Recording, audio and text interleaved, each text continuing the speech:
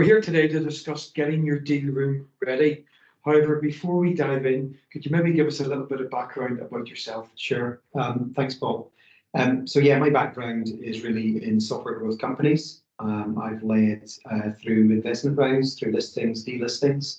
I've headed up M&A for a large software acquisition vehicle, led a tech fund as well for my sins. I do invest personally and I'm a member of a number of syndicates throughout the UK. Sit on the boards as a non-exec director on a number of companies, and I've been through several exits as well. And obviously, I'm the CEO and founder of Evolution. Great. So with that background, you are well placed in terms of dealing with the deal rooms and understanding the importance of it. I think I've certainly had enough exposure or experience of them. Well placed. I beg to differ, but yes, I hope so. No problem. Well, look, often when we discuss any technical terms, I like to dumb things right down. We're talking about getting your deal room ready. Could you explain to us, in layman's terms, what exactly does deal room mean? Yeah, sure. So I think let's put this into context, because deal room can mean different things to different people, right? When people talk about a deal room, they tend to think that it's actually part of doing a transaction, so say investment. However, the term deal room in this context is really more about good resilience and corporate governance and data room, if you like. So like a corporate file structure. I think the important thing is to be able to lay your hands on the information that's required, whether that deal room per se is actually for a corporate client that's looking for all of your compliance certification, or whether that's an investor that's doing their due diligence on the investment itself, or whether that's actually for an exit. And the better access to the information you have and the more accessible it is, the better that experience is, and the more likelihood of getting a positive transaction at a decent valuation and a seamless transition. Very good. You mentioned in terms of the different levels that deal room can be used. Mm-hmm. You talk about selling to corporate clients, the importance of that. Secondly, you talk about raising investment. Mm-hmm. And thirdly, you talk about exiting the company. Yeah. So can the deal room be used in all of those three phases? Yeah. Again, this context of the word deal room is relevant to all three areas and then some, but predominantly it's really for those three core components. So if you're selling to corporate clients and they need to know that you've got all the compliance in play, if you are raising investment and they need to do the due diligence and they start that process for disclosures, for example, is what most people will commonly know that as, or for an exit, which is being acquired or being absorbed by a larger entity. They want to know you've got everything in play, right from HR right the way through to insurance policies as well. Mm-hmm. Okay, thank you. You mentioned earlier, you talked about the deal room, but then you talked about the data room, and you combine those two. Is there any difference between those two? Do they fit in the same, or how do they link in with a very popular buzzword, investor readiness? Okay, so I think there's two things to unpick there. And I don't want to sound like a broken record when I say this. We talk about deal room, we talk about data room. If you imagine the data room is the repository of all the information that's relevant to your company, from your HR documentation right the way through to contracts with clients. That's your data, okay? That's good structure. That's the basis of everything. A deal room will be different to every person that's asking you. So for example, one investor might ask for specific requirements, an acquirer might ask for other requirements. So a deal room might be specific to each of those entities that are asking, but the important thing is being able to lay your hands on easily, quickly, efficiently, the latest and the most relevant information, and you've got it at hand that can go into that deal room. Okay, makes sense. We often talk about why the deal room is important, and maybe some analogies that you've used in the past is akin to something like a shop window. Could you maybe explain to the listeners here how deal room could be related to that analogy? Yeah, so actually the shop is a good example. So when you go into a shop, be that a corner shop or a high street store, the front always looks great, right? You go in, everything's well laid out.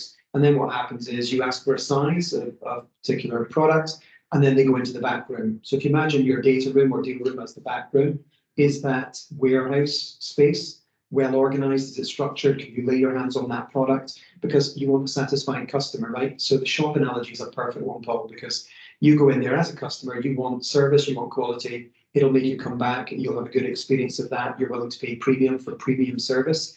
If you use that analogy, it's exactly the same with data. If someone asks for that information and you can go into the back and everything is organized and structured correctly and you can lay your hands on it, provide it, good experience, maintain higher valuations, let's be honest about it, and actually have a positive experience. And if you're securing corporate clients, more likely to lead to a positive outcome in securing that contract. Yeah, so I like that. You talk about the shop window, the window dressing, so to speak. It all looks great from the outside. And perhaps if you go in past the counter into the storeroom in the back, it can be a little bit messy, a little bit cluttered. Maybe you don't want people to go in there, but people will need to go in there if they're looking to raise investment or sell a company. I mean, it doesn't mean that everything has to be perfect and there's a one size fits all model here. It's just that having it structured in a disciplined way that you can then move forward with is going to make life easier for everyone. And sorry, you did ask about investor readiness. Forgive me, I didn't address that point. I think the investor readiness is really about that shop window, that front end. Investor readiness, everyone talks about pitch decks, about honing your 2-minute pitch, your 1-minute pitch, asking for $1 million. And you do all that, and they're going to go, great. Now, where's the evidence to back that up? And you go, oh, I don't have all that. Well, it's important you do have it. And that's really the difference between the two. Yeah, with investor readiness, quite often it's the 3-year projections, the hockey stick, the real positive outlook, really digging underneath the car bonnet, so to speak, as well. If you're looking at a car, you're going underneath the car bonnet. Yeah. Okay. Well, looking at how you carry out these deal room audits, are there any techniques that you have, or are there any ways that you use to sort of tighten up the deal room, or how does it look when you go through the deal room? So the analogy is that so you use the car. Let's stick with analogies. I think the first thing and the good example would be like an MOT. Okay. Yeah. So if you understand the MOT process, you take your car in, they do the checklist, and then there's some advisory notes. If you think about that as the initial audit, we're not in there, and the whole process of the data deal room preparation should not be to expose or air dirty linen in public. It's actually there to support, facilitate. Most of the information is often there in that messy back room. It's just not well organized. So think of it like your mum coming in to clean your room when you were a kid. Everything's there, everything's visually available. I don't want to know about your mum and clean your room, but the concept is everything is there. We're putting it into a nice file structure. That's the initial criteria. So go in, do that sort of initial audit, the MOT, the advisories. And then what we do from that advisory process is then go, okay, these are the gaps. If you don't have that information or material, let's work out how we can provide that together with you, for you.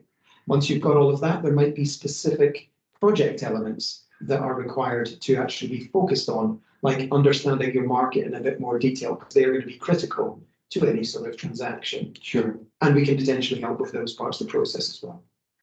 If we take for an example, an MOT, you may have a missing brake light, you have a flat tire, your brake discs may have worn away. These are the classic examples of the MOT going wrong in a car.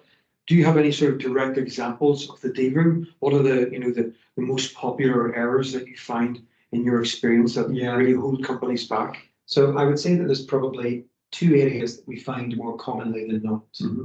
One of them is about your share cap table, a structured and positive. We can delve into that if you want. We probably don't have enough time on this session, but often there is some unstructured elements of share cap table you have to kind of unwrap and then rebuild to make sure it's clean and effective and it's investable. That's a little bit more of a complex one. And just for the viewers, the share cap table, that's who owns equity in your business. What percentage do I own versus you versus my mate that I got to do a website at the beginning and did a side deal with. These are the type, it's more like the side deals, or when you're a young company or you're a startup, you hustle, you do what you need to do to survive, right? So you end up doing deals, and because I don't have money, what I do have is equity. So don't worry about it, Paul. You're my mate. We'll sort it out later. That's the worst thing you could ever do, because that's great when things are good, but like any relationship, things aren't always good. And then when money comes into it, they can get complex. So it's really important that you sort out your corporate governance at the beginning. And that's one of the things that are quite common. An easier one and more obvious one to pick on is, let's say that you're a startup that are now moving to scale up. So you're raising your next round, which is where this concept of data deal room becomes probably more relevant or more appropriate. Mhm. And I'll give you a great example without naming any names, and this is across quite a few companies. Yeah. When you receive investment, particularly from a corporate institution or a VC, a sophisticated investor, shall we say, 9 times out of 10, they will ask for you to have director's liability insurance. Mhm. Okay, Yeah. which means as part of the investment agreement, if I'm investing in your company, I want to know you've got insurance. But because you're a young company, you're going, oh, insurance, I'm not actually selling anything yet, I'll worry about that later. Not realizing you're actually in breach of your investment agreement. Yeah. So a very quick check and a word of warning to anyone listening or anyone interested in this is go check what it says in your articles and your investment agreements if you've already taken money, and make sure you have that director's liability insurance, because it's an easy thing to resolve, but it's also a very easy thing for either an investor who's disgruntled or someone who wants to actually pick holes in or take out, pick up on some of the warranties. Yes. Yeah. To pick up. Some of the other mistakes that you've mentioned before in previous meetings in the deal room, you've talked about management accounts. Yeah. You've talked about IP assignation. Yes. Would you highlight any of those as major errors or frequent errors? When I say errors, they're areas that have perhaps been addressed in some shape or form. IP assignation is a critical one, obviously. Yeah. If I'm a young company, chances are I've maybe outsourced a bit of my technology innovation to a third party. If they're developing it, it's critical that I own the IP that's created, because that is my asset, right? Yeah. So IP assignation is a critical thing. Yeah. That needs to be there from the outset. That's what investors. And that's protecting your secret sauce. That's protecting your secret sauce, or protecting your asset, that you own the car that someone else doesn't. And the management accounts. Yeah, management accounts is really more of a good governance thing. It's like your monthly bank statement, isn't it? Forgive me if I'm dumbing this down or too high, too low, but it's just basically being able to say, here's my monthly management accounts. You're complying with your governance. You're having your monthly meetings, your board meetings. They don't need to be monthly. They just need to be structured. Yeah. The monthly management accounts are going to be required for your statutory returns. And if you've got all of these, it's easy to provide them if you're going through an investment or an exit. Mm-hmm. Okay, well, so you've mentioned some of the mistakes in the deal room auditing is share cap table, director's liability insurance, management accounts, and IP assignation.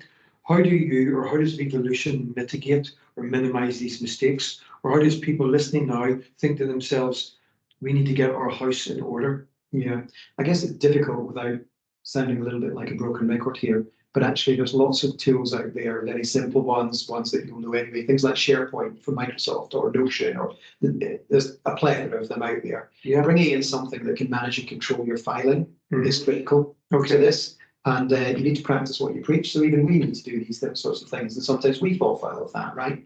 But if you've got it in a decent structure in the first place, with sharing permissions and controls, instead of sending either commercially or corporately sensitive information by email and not really having control of where that's ending up, you could actually use the file sharing capability in some of these tools to make this accessible, review, edit, and then that way you've got everything in controlled, contained environments. That's probably one of the best ways you can mitigate that risk or exposure. Yeah, certainly, and that makes sense to have everything properly filed in different sections, because you can get lost in emails. Yeah. You can miss emails, you can get twisted in, did I reply, did I respond, did they respond? And it can be quite hard to track. It could be like a whole sales process. Okay, great, well look, we've covered the deal room. Now we're going to bring in the 4-stage process of driving growth. We have a slide, actually, would it help if we brought the slide up to then talk around it? If you bear with me here. Okay, so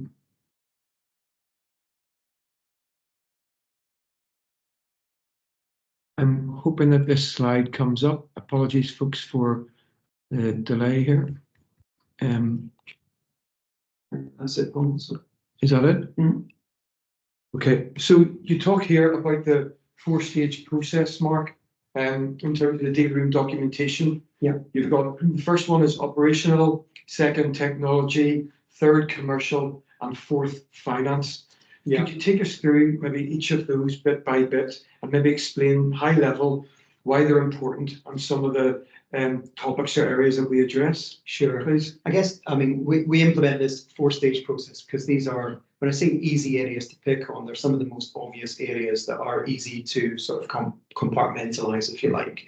So if you start off with the operational aspect, this is all the things really about the resilience, about that file structure we're talking about. These things are critical to your business, right? But they're often the things that people go, oh, I'll deal with that later. Yeah. And like myself, the pile of documents that sit on your desk and I refer to as visually available, they're not necessarily accessible because they're in a bit of a mess. I know they're there, but I need to sort that out, right? Yeah. And that's really that part. So it's critical.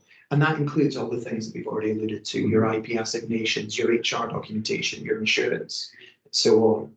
The next most critical thing, obviously, well, I would say next most, as equally important as they all are, but in this stage too, is the technology. We tend to get involved, Paul, as you know, in technology innovation, as opposed to retail or other areas particularly. And in that, things like knowing your IP assignation is critical to technology, but that you've got a platform that is inherently scalable, that you've got business resilience, disaster recovery, continuity, all these sorts of words in play, that you own the stack and you know what you're doing with it and it's fit for purpose. Do you have an MVP, so a minimum viable product, or do you have a minimum commercially viable product, so your first customers could use that? So it's all these sorts of things, and what are we looking for moving forward?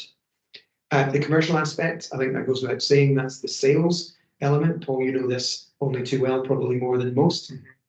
This is really, do we have licensing in play? Do we have a structure in play for a pricing policy? Do we know the market? Do we know who we're selling to? Do we know how we're selling?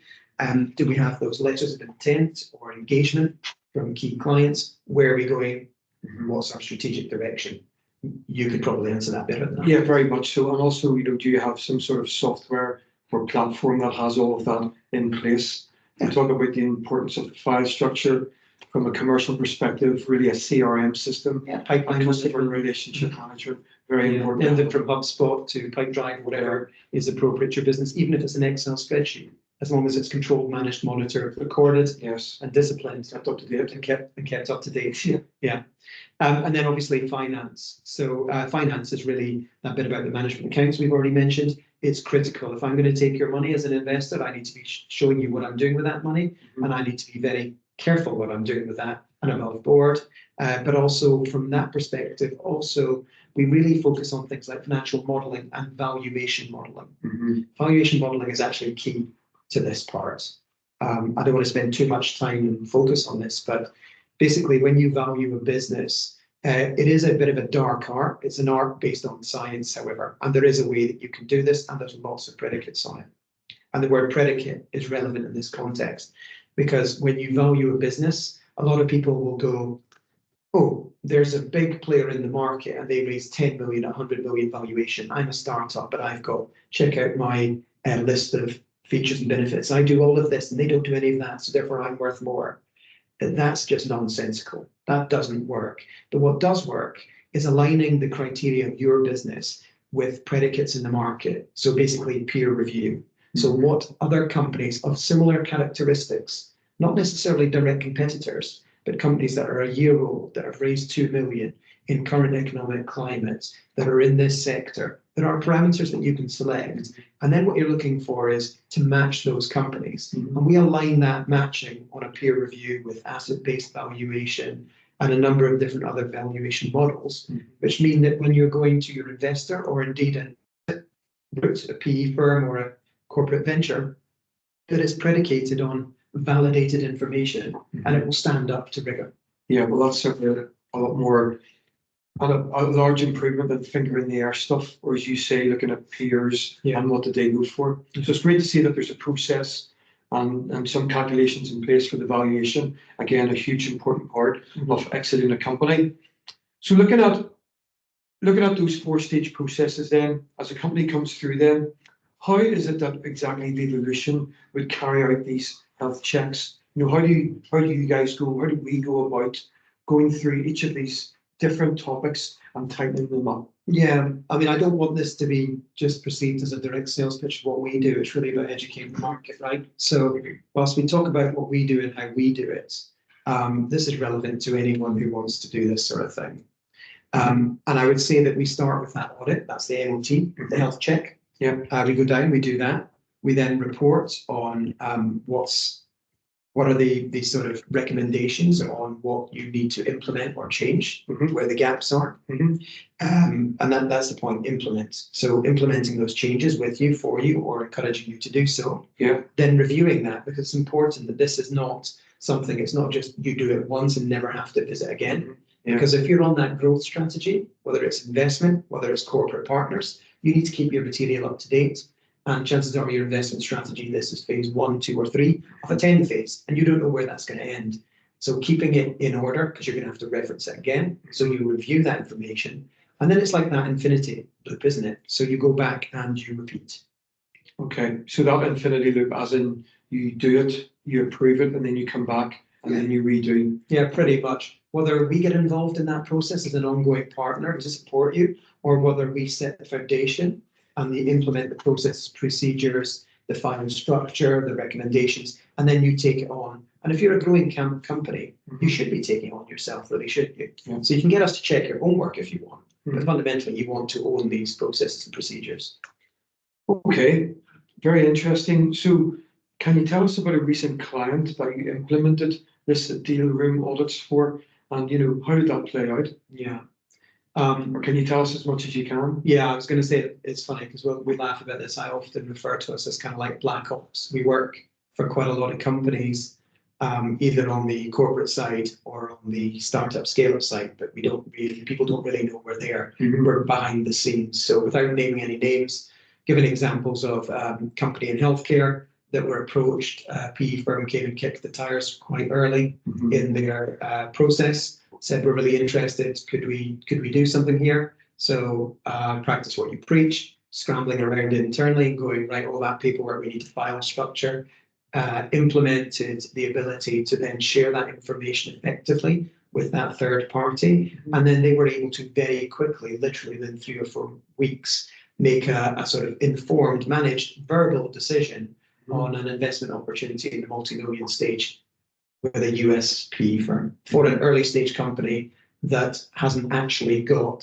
significant commercial traction at this point in time. With the USA? With a US based PE firm, yeah. Very good. So you delve into across the pond, you delve into those markets. Oh yeah, our portfolio, our clients, and our background experience is not Scotland. We're passionate about Scotland. We live here. We love to work with Scottish companies.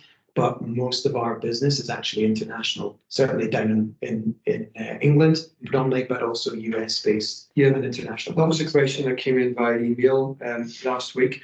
Do Revolution just focus on UK, just focus on Scotland because we're based in Glasgow, or how do you look at the global picture? Yeah, I would say that our experience, given our geographical location, we've obviously got a lot more experience and capability with UK based entities, particularly those that are looking to use tax beneficial investment criteria like SEIS and EIS. However, when it comes to the corporate side, so as in scaling your business commercially or seeking international investment, which is the next level up, with utmost respect, the UK market is great, but there is a much bigger world out there, and a lot of products that we build in the UK are going to have much bigger interest and appetite internationally. And therefore, we get heavily involved in particularly US based in healthcare and fintech as well. Okay, very interesting. I've received 2 other questions that came in. One was discussion on free services, as in there's a lot of services out there that people can get for free, and why not? Particularly a startup phase, you need to sweat your assets as best you can. You need to pull and grab and use as much as you can free of charge, and because every pound is a prisoner. Would you have any thoughts or advice on sort of the free service versus the paid services, or what's your outlook on it? So that free services are not necessarily free. Someone's paying for them somewhere, right? Great examples of what they're doing with TechScale in Scotland. Phenomenal project, great opportunity, great aspirations for the future of entrepreneurship in Scotland. So in that context, a lot of accessible expertise has been provided at no direct cost to the entrepreneur, if you like, or the early stage business. But there is a point at which, with utmost respect, you kind of outgrow that level of service or that safety net or that network of sharing. Yes. You actually then need to actually scale. At that point, I think that's where you start engaging professional services companies or advisors that have been there, done that. People like ourselves that have been through exits, been through startup to scale up. You've got the war wounds, also got the success stories as well. So I think when you're going from free, as you called it, to it's a bit like freemium to premium. You get the free, but you'll get all the ads, right? So you get all the promotion of Scotland is great, Scotland the brand, which is all viable and credible. You might get those trips, but then you have to go to the premium, which is without white noise and Scotland the brand, but focused on your business and the scale of your business. And that's where you would start kind of growing up. Which leads us quite nicely on to the next question, and possibly one of the most important questions is, if any of the interested listeners were wanting to contract with Evolution, what is our typical project or project life cycle? And as importantly, how much might that cost? Yeah, putting me on the spot, thanks. So I look, there's not a one size fits all, but there's an indicative model that is kind of relevant. And I would say that when we start and we go in and we do that initial audit review, that sort of health check as we call it, typically if you were to go to one of the big four or someone just below that, some of these consultancy firms, without naming any, they can start from 25 grand up, and I'm talking hundreds of thousands of pounds. Okay, for SMEs, we're not in that game, right? We're helping startup to scale up to growth ventures and to make that accessible. So using our knowledge and experience, and I am getting to the point here, Paul, forgive me. Yes, please. I've got 2 minutes left. How much? Oh, have we run out of time? Sorry. Call me. No, so I think a realistic entry point is between 5 and 7.5K, which is us coming in, helping out with that sort of health check, audits, data room, like deal room preparation and file structure. From that, I often talk about an ABC model. I don't know if that's the best way to explain it. A might well be, well, we've got a whole load of templates that are accessible and available as part of an extension. You can have access to them, make them your own. B is, well, if you want us to customize and tailor them and embed them into your business, then we would work with you to do that. So that might be on a retained consultative basis over the next 3 to 6 months. Okay. That could be from 5 to 10K a month. It could be as low as 2, depending on what level of experience you have and what level of resource you need from us. Okay, so for me to summarize that, for a deal room project, it may be a one-off fee of 5 to 7.5 grand. And for retainer support perspective, per month, it could range, depending on the work involved, from 2 to 10,000 pounds per month. Depending on what level of involvement. For sure. Because there might also be sort of specific things like that valuation modeling, which is quite labor intensive, or commercial globalization strategy. They can be quite intensive, so we would work closely with them on a fixed project basis. Okay, well, can I just add also, it's important to understand that what we want to do is to hand over the keys to the client. So we're there to fill the gaps whilst they have them, get them ready. But then, as I said earlier, then I want them to own that. So we hand it over in a good shape and form for them to take their own resources in and take control of this. Yeah, give them the car keys and let them drive the car around and drive it. Yeah. Great. Okay, well, look, everybody, thank you very much for staying on the line and listening to this. Getting your deal room ready, the 4-stage process to success. Thank you very much, Mark, for your time. It's been very entertaining and interesting and educational, and I hope it's been for you guys as well. Should you wish to get in touch with us, our email is hello@vivolution.co.uk, or you can get via our LinkedIn page at Vivolution. Thank you very much for your time, Mark. Pleasure. Thank you, everybody. Have a good week. Take care. Bye-bye now.